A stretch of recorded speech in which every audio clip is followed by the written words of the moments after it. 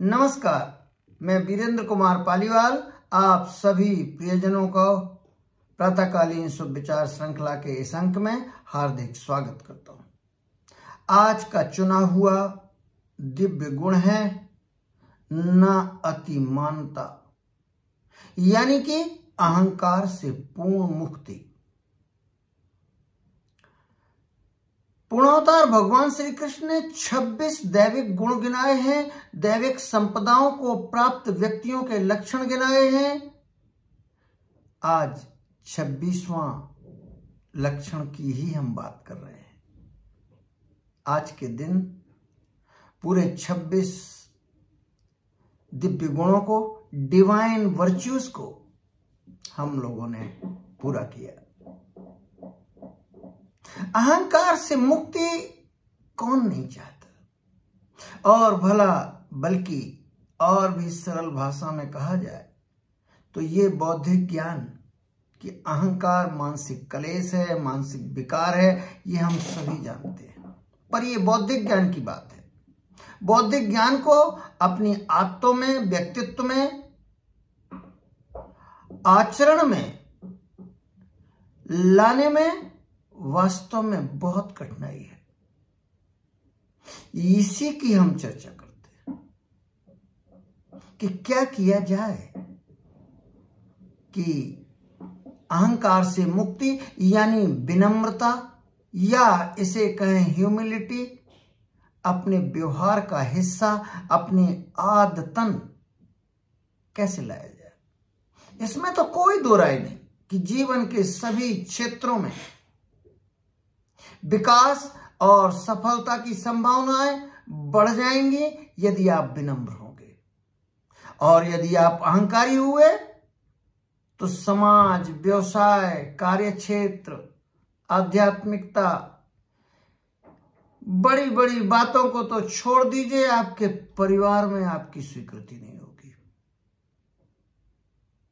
यह हो सकता है आप पहली बार सुनकर इस बात पर राजी ना हो, करके देख लीजिए। 26 दिव्य गुणों में से ये 26वां गुण सच में जीवन की सफलता के लिए, शांति के लिए और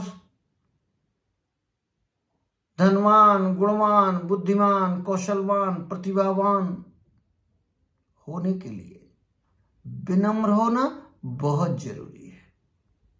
पूर्णावतार भगवान श्री कृष्ण ने जो तीसरे श्लोक में गिनाया है, तेजः वला क्षमा, तेजः क्षमा धृति शौचम अद्रोहो न अतिमानता भवन्ति संपदम दैवीयम अभिजातस्य भारत। हे अर्जुन, तेजवान, क्षमावान, धैर्यवान और शुद्धता और पवित्रता और किसी से भी बैर ना रखना और अहंकार न करना, विनम्र होना, ये दैविक गुण 6 श्लोक नंबर 3 में गिनाए। बहुत कायदे की बात यह है, क्या यदि हम में अब तक विनम्रता नहीं है स्वाभाविक तौर पर, तो क्या इसे विकसित किया जा सकता है? विकसित किया जा सकता है।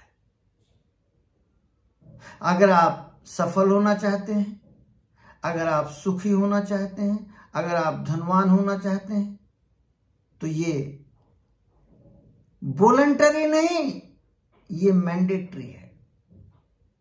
बैंकों के कॉल्स आप जरा देख लीजिए, वो जो उनके कस्टमर ऑफिसर्स हैं, आप कितना भी नाराज हो, वो यही कहते रहेंगे, आप ठीक कह रहे हैं सर, मैं 1 मिनट आपको अपने इस योजना की बात बता दूं। बहुत विनम्रता उन्हें सिखाई जाती है। विनम्रता भले ही ना हो उनके स्वभाव में, पर विनम्रता की महत्ता को कॉर्पोरेट वर्ल्ड ने जान लिया है, और कस्टमर केयर की एक बहुत खास जरूरत यह है कि उसे विनम्र, यदि वो ना भी हो तो उसे सिखाया जाता है। आत्मनिरीक्षण से जिज्ञासा होने से और कुछ ना कर सके तो इतिहास पढ़ लीजिए जरा, अहंकारी लोगों का क्या हुआ। रावण से बड़ा क्या अहंकार आप देखेंगे, अपनी क्षमता भी क्या है उससे। दुर्योधन जैसा अहंकार कहां मिलेगा देखने को, पर साथ में एक क्षण में ही हमें पता चलता है कि उनका क्या हुआ आखिरकार। विनम्र व्यक्ति सामान्य तौर पर व्यवसाय में बहुत सफल होते हैं, संबंध उनके बहुत अच्छे टिकते हैं और उनके तनाव, चिंता, दुश्चिंता कम होती है। शारीरिक स्वास्थ्य पर विनम्र लोगों का सकारात्मक प्रभाव पड़ता है। हमने रिसर्च की जो स्टडीज हुई हैं उनका सूक्ष्म में अध्ययन किया। टेंग ने, रिसर्चर ने 2000 में विनम्रता से तनाव में कमी आती है ये निष्कर्ष निकाला। बहुत महत्वपूर्ण है।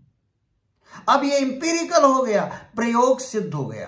प्रयोगों ने सिद्ध कर दिया कि विनम्रता से तनाव में कमी आती है। ये सिर्फ मौखिक या कहने की बात नहीं रह गई, ये तो शोधकार ने स्पष्ट कर दिया।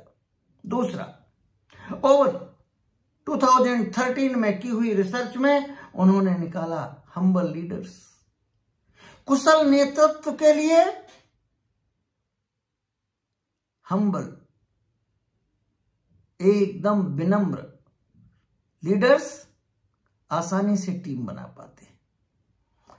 उन लीडर्स को ज्यादा स्वीकार्यता मिलती है। इसमें जितनी गहराई से अध्ययन करते जाएंगे आपको और प्रमाण मिलते जाएंगे। बेशर्त कह रहा हूं कि चाहे जितना छोटा कारोबार हो और चाहे जितना बड़ा, विनम्रता प्राथमिक सद्गुण आप में होना ही चाहिए। दूसरे सद्गुणों की और जरूरत है, इसमें भी कोई दो राय नहीं है।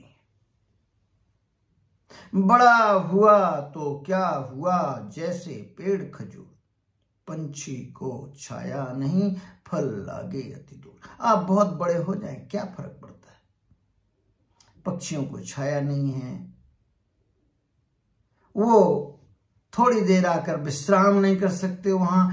ऐसे महान, ऐसे बड़े लोगों का क्या होता है, कोई लाभ नहीं। आप न काहू काम के, डाल पात फल फूल, और उनको रोकत फिरे, रहीमन पेड़ बबूल। रहीम ऐसे लोगों को जो विनम्र नहीं है, परोपकारी नहीं है, उनको कहते हैं कि आपकी लकड़ी, आपके फल फूल पत्ते किसी काम के नहीं, यहां तक कि और चारों तरफ कांटे और गिरा रखे हैं, कोई आजू बाजू नहीं आता है। अहंकारी व्यक्ति का कोई मित्र नहीं बचता, धीरे धीरे करके संबंध टूटते चले जाते हैं। वो भले ही नए मित्र बनाते जाएं, अपने पावर से, अपनी योग्यताओं से, पर बहुत धीरे धीरे जल्दी ही इवापोरेट होते चले जाते हैं। तो ये और भी रिसर्चेस हैं, पर सत्र बहुत लंबा ना हो जाए इस बात का ध्यान दिया जा रहा है। बौद्धिक ज्ञान की अपनी कोई सामर्थ्य नहीं, मैं बार बार कहता हूं, ये ज्ञान हमें हो गया, पर इससे कोई लाभ नहीं मिलेगा यदि आप अपनी आदतों में शुमार न करेंगे, इसको अपने आचरण में न लाएंगे, अपने व्यक्तित्व में न लाएंगे, तो इस बौद्धिक ज्ञान का कोई सामर्थ्य नहीं है। यदि आपको इस वीडियो के कंटेंट पसंद आते हो और आप चाहते हो कि लगातार ऐसे वीडियो आपको मिलते रहें, तो कृपया चैनल को सब्सक्राइब करें, बेल आइकॉन की घंटी दबाएं। आपके अंदर कोई प्रश्न हो या कोई सुझाव हो तो कमेंट सेक्शन में जरूर लिखें। यह वीडियो शैक्षणिक है, अपने प्रियजनों के लिए बनाया गया है। इसमें कई विचार जो व्यक्त किए गए वो मेरे स्वयं के हैं, व्याख्या उनकी स्वयं की है, जिससे कोई विवाद न हो। आज इतना ही। ये 26 दिव्य गुण पूरे होने के बाद अब हम नया कोई टॉपिक शुरू करेंगे। कल से नए विषय पर चर्चा करेंगे। धन्यवाद।